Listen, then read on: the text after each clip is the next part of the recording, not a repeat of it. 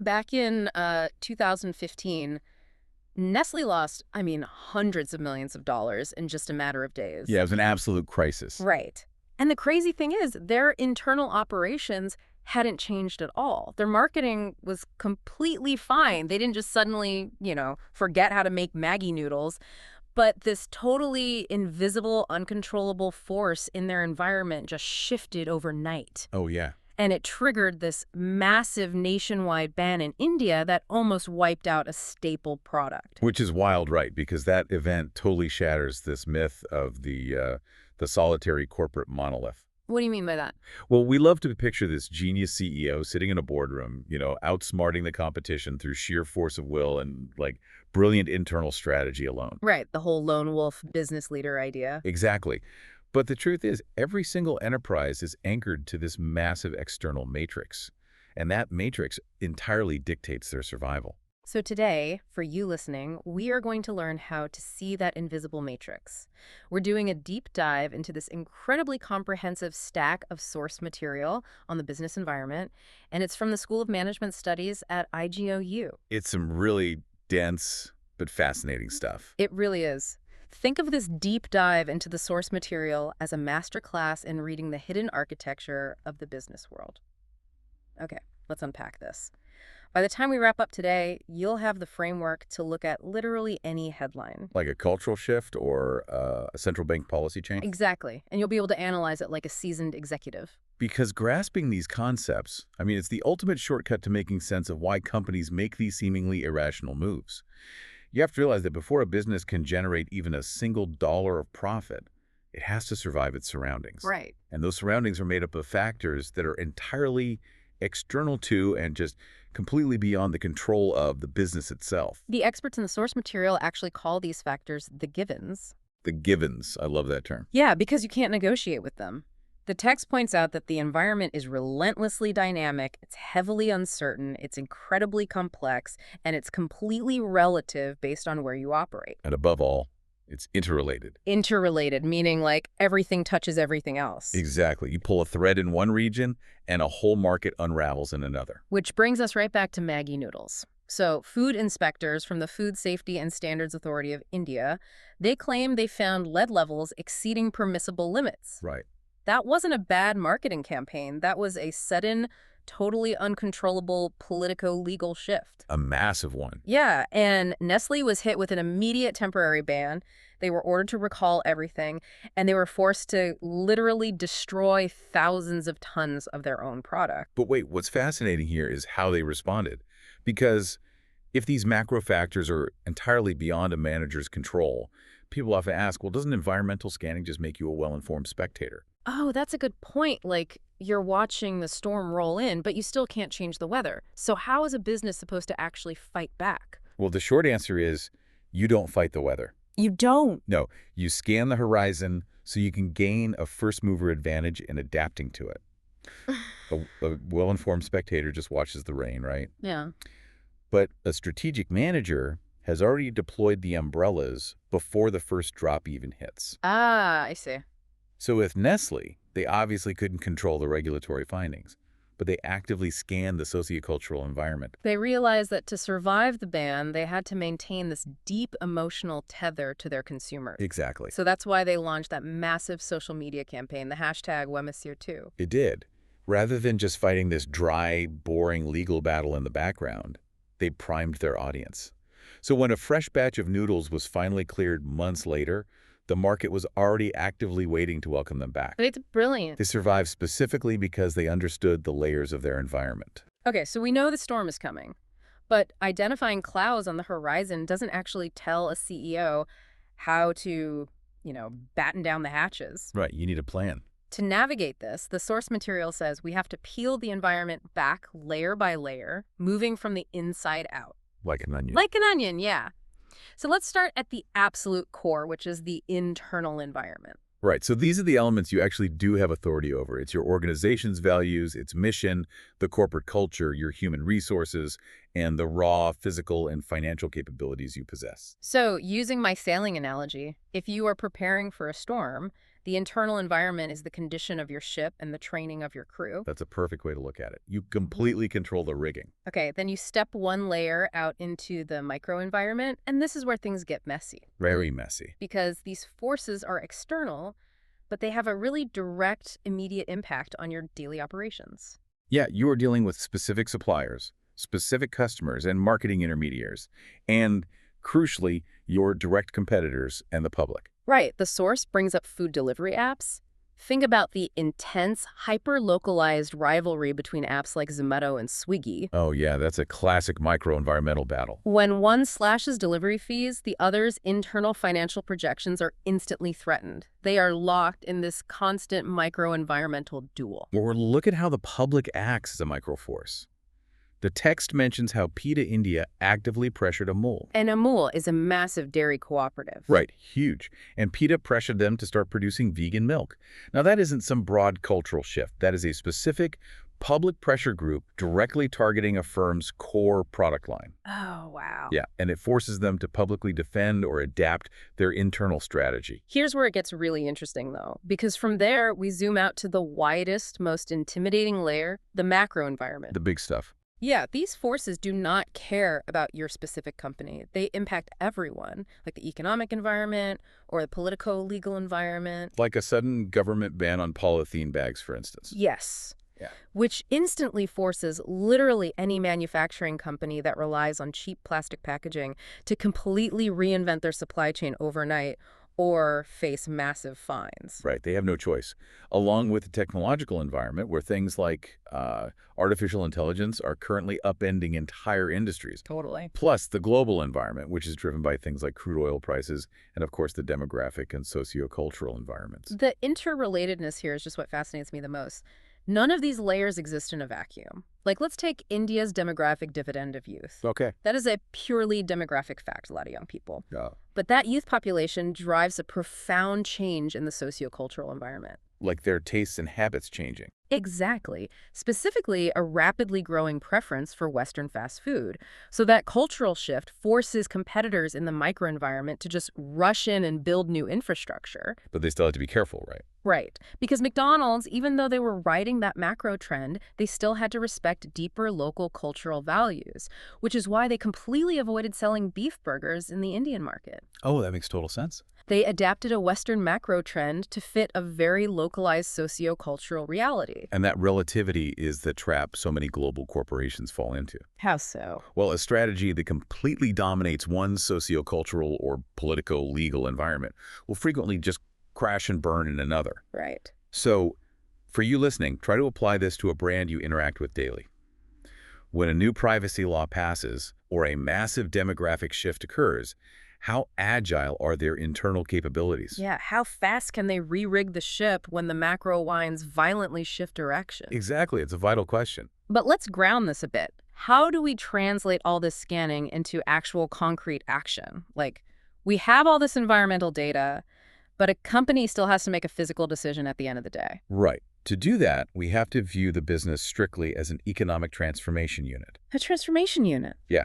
At its core, an enterprise takes inputs like raw materials, labor, capital, and transforms them into outputs with the sole goal of creating surplus value. Profit. Profit.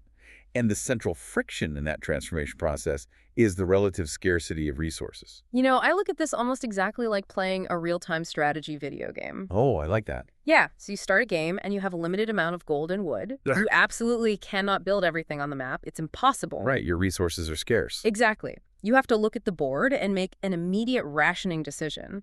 Do I use my limited gold to build a defense tower, or do I train more troops to survive the next wave of enemies coming from the fog of war? You are constantly choosing from alternatives. Because you only have so much gold and wood. If we connect this to the bigger picture, that strategy game framework perfectly mirrors a SWOT analysis. Strengths, weaknesses, opportunities, and threats. Exactly. Yeah. The source text uses PhoneP as an excellent case study here. Their frictionless, incredibly fast user interface is a core competency. It's a distinct internal strength that gives them a massive competitive advantage. So their UI design team and their server architecture, That's their golden wood. Yes. That's the internal capability. And opportunities and threats are the external waves of enemies, or, the hidden resource caches out in the fog of war. SWOT is basically the functional bridge between your internal environment and the external chaos. Oh, that makes so much sense. The threats lurking in the macro environment dictate exactly where you must deploy your internal strengths. Yeah. I mean, you don't build a defense tower unless you know where the attack is coming from. Right. You just be wasting wood. Exactly. The entire transformation process relies on reading that map correctly and deploying your scarce resources for maximum leverage. Okay, so to truly understand those external threats and opportunities, we have to look at the board itself. We need to look at the macroeconomy. Let's do it. Now, we assume you listeners already know the basic concept of GDP, the total value of goods and services produced. But the source material flags this massive trap in how we measure it. Oh, yeah. Current versus constant prices. Yeah, can you explain that? Relying on GDP at current market prices is incredibly dangerous for a strategic manager.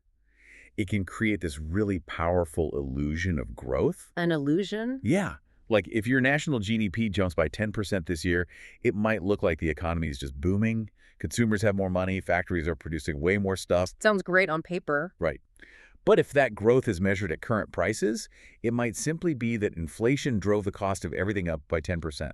You didn't actually produce a single additional unit of value. Oh, wow. The currency just lost its purchasing power. So that's why you have this tool, the GDP deflator. So is the deflator essentially just mathematically stripping away that inflation illusion so a business can see if the country is actually producing more real wealth? That's exactly it. It separates the signal from the noise. Mm.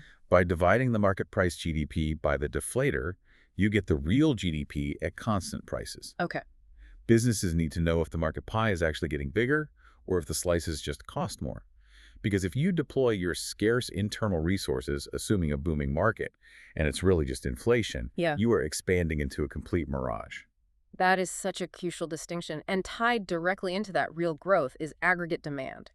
But the text makes it clear it's not just a flat number of people wanting to buy things. It's actually built on 4 distinct engines running simultaneously. Right, those engines are household consumption, private investment by firms, government expenditure, and net exports. The one that really caught my eye in the source was investment, specifically because of this thing called the investment multiplier. Oh, the multiplier is fascinating. It is.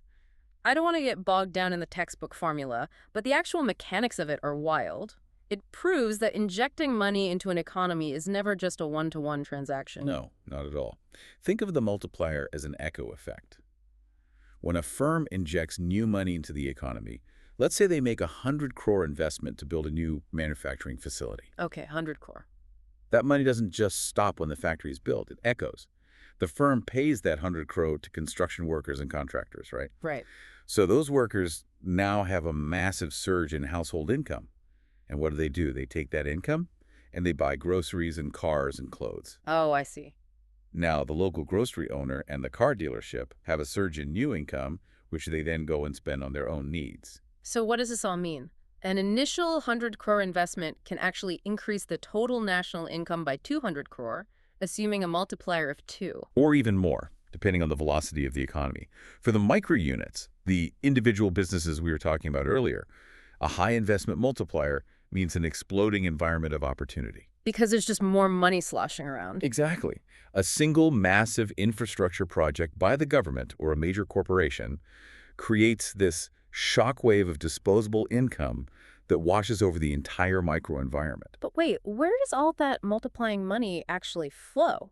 I mean, it's not just a static pool that people swim in. No. The text describes it as a highly engineered plumbing system. That's a good way to visualize it. The macroeconomic plumbing relies on a 4-sector model. You have households who supply the raw factors of production, so their labor, their land, their entrepreneurial skills. Right. Then you have firms, which do the actual manufacturing, the government, which taxes and regulates, and finally the foreign sector. And all 4 of those sectors are interacting constantly across 3 distinct markets. Yes. You've got the goods market, where you buy your groceries, the factor market, where you sell your labor for a salary, and the money market, which is the financial institutions and banks. Tracing the circular flow through these markets is crucial to understanding the environment. Walk me through it. Okay. A household supplies its labor to a firm in the factor market. The firm pays wages in return. The household takes those wages and spends them in the goods market to buy the products the firm just made. Right, so the money just loops continuously. It loops, but the system is full of valves. In economics, we call them leakages and injections. Now, this was my biggest aha moment in the material. Let's say I get my wages from the factor market. If I decide to be financially responsible and save 20% of my paycheck, that money literally leaks out of the primary goods market. Yes, it's considered a withdrawal. Because I'm not buying products, so the firms aren't getting that money back. Taxes and buying imported goods do the exact same thing, right? They drain the circular flow. Exactly. But a healthy economy catches those leakages. Because where do your savings actually go? They go into a bank. Right, the money market. Financial institutions capture that leaked household savings and instantly inject it right back into the system by offering it as loans to firms. Oh, wow. So the leak becomes the exact capital a firm uses to make that 100-core factory investment we just talked about. That is crazy. So a government tax is a leakage, but when the government spends that tax money to build a highway, it's an injection. Exactly. Imports drain domestic wealth out to the rest of the world, but exports inject foreign wealth back in. The plumbing is so intricate. Yeah. Remittances are another massive injection mentioned in the text. When households supply their labor to the foreign sector, like citizens working in the Middle East or North America, and they send their wages back home, that is a direct injection of new capital into the domestic circular flow without a corresponding leakage. It really is a beautifully balanced, terrifyingly complex machine, and this brings me to a realization about policy. Yeah. We hear about the central bank adjusting the repo rate all the time on the news. It sounds like the most boring, abstract financial news possible. It usually does, yeah.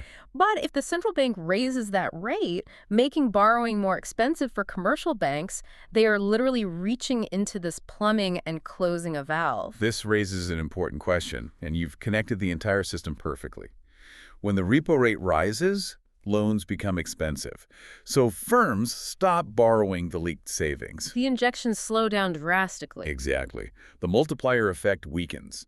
Suddenly, the local grocery store owner notices a huge drop in sales because the construction workers aren't getting overtime pay anymore. So for a CEO trying to survive, a change in the repo rate is a massive, uncontrollable threat in their macro environment. Huge threat. It means their customers are about to have way less disposable income, so they have to open up their SWOT analysis and immediately rethink how they are deploying their gold and wood. It's all cause and effect, rippling from a boardroom at the central bank all the way down to the internal strategy of a local food delivery app. I really want you, the listener, to look at how tightly wound this invisible matrix is. A local household's decision to save rather than spend dictates whether money leaks or flows. Right. A financial market catches that leak and transforms it into investment. And a firm takes that investment, leveraging its internal crew and rigging to survive macro shocks. Whether that's a sudden regulatory ban, the illusion of current price inflation, or the tightening of the macroeconomic plumbing, every single decision is a reaction to the environment. The layers are undeniably distinct right now.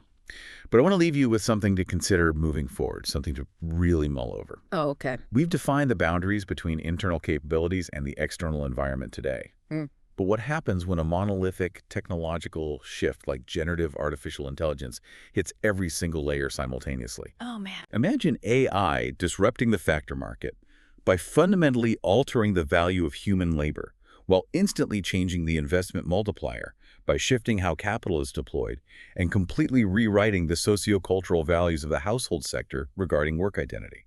That's a lot to process. Are we entering an era where the firm's internal capabilities become so interwoven with external data processing that the boundary between the business and its environment completely dissolves? I mean, if an AI is autonomously scanning the macro environment, predicting central bank policy shifts, and dynamically reallocating internal resources in real time, the sailboat is essentially steering itself. Exactly. It anticipates the storm before the clouds even form. That changes the very nature of the matrix we've decoded today. Well, thank you for joining us on this deep dive into the source material. This week, as you navigate the goods and factor markets of your own life, look at the businesses around you.